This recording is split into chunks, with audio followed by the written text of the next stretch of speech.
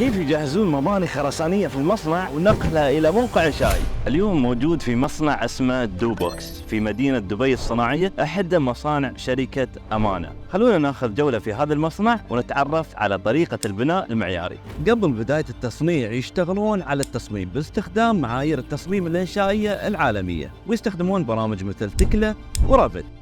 هني اي دور التكنولوجيا، هذه البرامج تشتغل بنظام نمذجة معلومات البناء، يسمح لهم يشوفون المبنى ومواصفاته افتراضيا ويحصلون اخطاء التصميم قبل البناء. في هذه المرحلة يصنعون الألواح الخرسانية قبل ما يركبونها. ما بنقدر نشوف مرحلة الصب الحين لأن حاليا في فترة النهار، وغالبا يصير مرحلة الصب في فترة المساء. في هذا المكان يفرغون الجدران أو العناصر الإنشائية اللي صنعوها ويطلعونها من القوالب، وبعدين ينقلونها عبر الكرينات إلى نقطة ثانية اسمها نقطة التجميع. في هذه المرحلة بعد ما خلصوا الجدران الجانبية يبدون في تنزيل اللوح الأرضية. حتى الحمامات نفسها تكون جاهزة بتقنية يسمونها البود.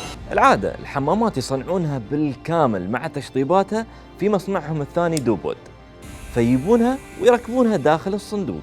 بس المشروع اللي صورته احتياجاته مختلفة شوي. لا نحن هون قبل مرحلة تركيب السلاب، زين سلاب زين. انا كامل فيه بيكون عندنا موديولر كيجز، كل شيء بيجي على الام بي كيج. الكيجز غير موديولر، ايوه تلقى سبورتد على الوولز بيفور السلاب، قبل السلاب كلوزنج نعطي كليرنس اوريدي اول سيرفيس ريدي. ايوه كان كلوز السلاب. أيوة. هون عندنا الكونسيومر يونت، هذا الباور سكولز، عندنا هذا اوريدي يركب هون كونكتد كله على. فوائد البناء المعياري: السرعة في إنجاز المشاريع، تقليل عدد العمالة، تقليل الهدر في المواد، تعزيز الجودة لأن التصنيع يتم من ضمن بيئة خاضعة للسيطرة والتحكم، وأكيد يرفع مستوى السلامة في المواقع الإنشائية. كل شيء يركب في مرحلة التشطيبات.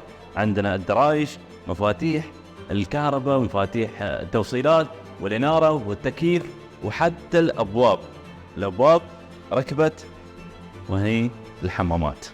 من المشاريع اللي اشتغلوا عليها جاردينيا تاون هومز لوصل العقارية، تحتوي على 267 فيلا، تم التصميم والتنفيذ في 20 شهر بس. فهذا النوع من البناء يخدم مشاريع الضيافة، المجمعات السكنية، المباني التجارية، العيادات، المستشفيات، وحتى سكنات الموظفين، وأيضا المباني التعليمية.